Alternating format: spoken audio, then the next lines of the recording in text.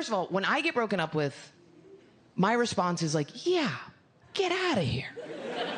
What were you doing here to begin with, buddy? Run for your life. Take me with you. I don't want to be here. New York City, make some noise for Jordan Jensen!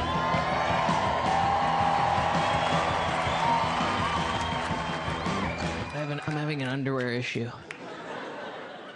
I'm trying to be less disgusting, so I bought all these, like, you know the underwear for women? It's just underwear for women. I bought that. But they're gaslighting us on our pussy part, no? It's getting smaller by the day. Isn't it? It used to be big, like a fat Ace bandage, and now it's little. And then you put it on and you have to favor a lab all day. You gotta split custody? You ever do that? Where you're like, you get it for 5 more minutes, but then you better share with your brother.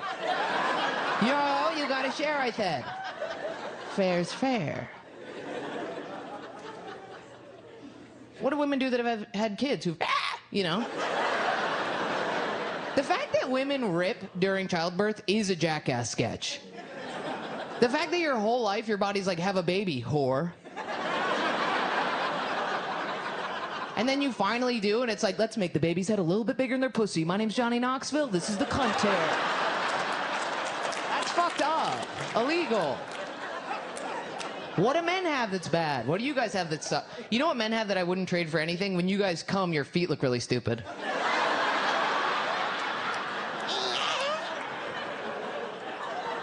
When a guy's like, do you want to do reverse cowgirl? You're like, do you want to do it? Sure. You're about to come and your toes go, spread out, boys. You guys should feel insecure about that. I might have a dick in my mouth, but while I do, your feet look dumb as hell, though. These underwear suck. It's because I'm trying to be, I'm trying to be a little bit more feminine. I'm trying to be, like, I pitched this hour to a different streaming platform. You know, you'll be having sex with them, right? I think I'm on a lot of Prozac also, so I'm over it pretty quickly, right? Nice. It works. Remember in your 20s when they would just come quick and then you'd collect their soul like David Bowie in the Labyrinth? Now you gotta do a whole fucking thing. You gotta do a whole song and dance because they've chafed their cocks. You know what I mean? They have a wizened cock, if you will. Sometimes I'll just hop off it. I'll just be like, dude, I gotta expedite this shit, right? You ever do that? We have to make you come. We have to, because if we don't, the next day we'll look in the mirror and go, you're a fat ugly bitch. You're a fat ugly bitch. Sometimes you guys don't even want to come. You're like, I'm good. And we're like, oh, this is for me. Sit down.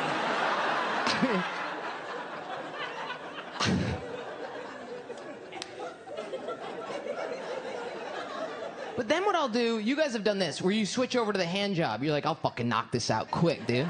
I'll knock this out. We've been jerking dudes off since we were, you know, whatever age makes you feel comfortable. And then you start doing that, right? And you're like, this is good. I'm doing a good job. You can see the toes, right? And then you go, okay. And then you go, even this, my arm's getting a little tired, dude. You better fucking go over the edge here, man. And then, you ever do this where you get so tired that you hand off the cock to him? You ever do that? You try and be hot. You try and be like, I want to see you. I don't want to see you. You're not. You're really like, you take over, professor. Show me the way, sensei. And then you watch him and you're like, I've made a critical folly. Because you guys fucking get after that thing. And we're watching you, we're like, don't do it. No, let him live. Let him live. You guys fucking... Why wouldn't you warn me while I'm jerking you off? Why wouldn't you be like, hey, you don't stand a chance. You don't have nearly the torque. You can try jerking me off, but you're gonna need welding goggles, a panini press. Because you do whatever you've been doing since you were 13, right in front of us. We hide that shit. You right, and you're like, thanks, I got it from here. I like to whip and snap and bend and rip. scary stuff.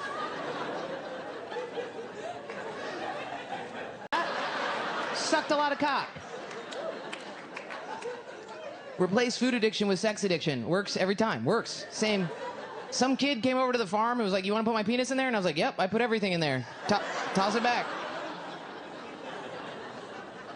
And then I was worried that I was doing a bad job. I was worried that I was blowing him wrong, right? And as I had that thought, he looked down at me and I look up at him and he goes, hey. And I was like, uh-oh, you know. I was like, uh-oh, right? And he was like, and he goes, you're doing a really good job. And serotonin flooded my brain. And I was like, I never have to eat again. It really, I found out recently that this is an eating disorder. A woman confronted me after a show. She was mad about it. She came up to me and she's like, here's the deal. I'm very obsessed with animal facts, okay? Like, the one I'm obsessed with right now is, did you know that otters have a little pocket? You guys know that? Where they keep a rock? Why didn't I know it my whole life? Listen to me. They have a little pocket in their fur where they keep their favorite rock. And they take it out to open oysters, and where do they put it? Back in their pocket. Why didn't I know this? Why? How come when I was 13 and wanted to kill myself, how come there was like, the therapist was like, we're going to give you 100,000 milligrams of lithium and you won't be able to feel your hands? Why weren't they like, hey, I know life is bad, but otters have a little rock pocket. I would have lived another day. You know what I mean? Anyway, the animal fact that I was obsessed with at the time that this woman confronted me was that I thought that there were like two different types of pigs. I thought that they were like boars and pigs, but it turns out if you have an inside pig and you let it outside into the woods, it'll go from being a soft little babe pig, a little pink pig, a little pig pig, and it'll turn into a strong pig. Do you know this? It'll get thick tusks and long hair and thick skin, and you won't even recognize your pig. You might recognize it because you have a special connection, but. And then you let it out, it'll be outdoor pig, right? So I viewed this as self-help. I was like, yes, I'm a pig. I can go from inside pig to outside pig in 2 days. Watch me. And then this woman came up to me after the show and she was like, I'm so glad that you brought up anorexia. And I was like, did I? And she was like, I'm currently in recovery for it right now. See? And she put her arm out and she had thick black arm hair. And I was like, what is that? And she was like, that's what happens when you lose too much weight, is your body starts producing thick hair to protect itself from the cold. And I went, you're a pig!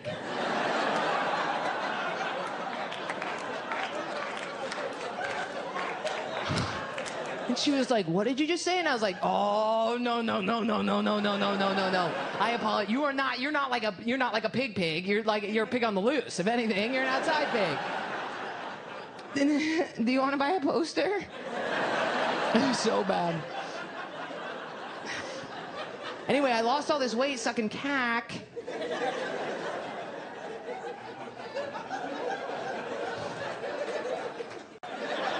Love to laugh. Every time you laugh, your tampon is coming out a little bit more. Brutal. That's weird. Every time a woman leaves the bathroom bleeding out of her vagina, she should walk out going, blood in the hole! It should not be. And then after you get your period, that's my least favorite week. It's the best week, but it's the worst week, because that's when you become the liar. That's Gwen. Gwen, after you get your period, you lose all the water weight, right? You feel hot. You start working out again. You start making promises you can't keep. I'm never going to be like that. You talk to your boyfriend, you lie to him. I'm never going to be like that again. That was crazy. That was crazy. I'm not going to send text messages like that. I'm not going to binge eat like that. We're going to have celery sticks. No. And then like clockwork every month, you're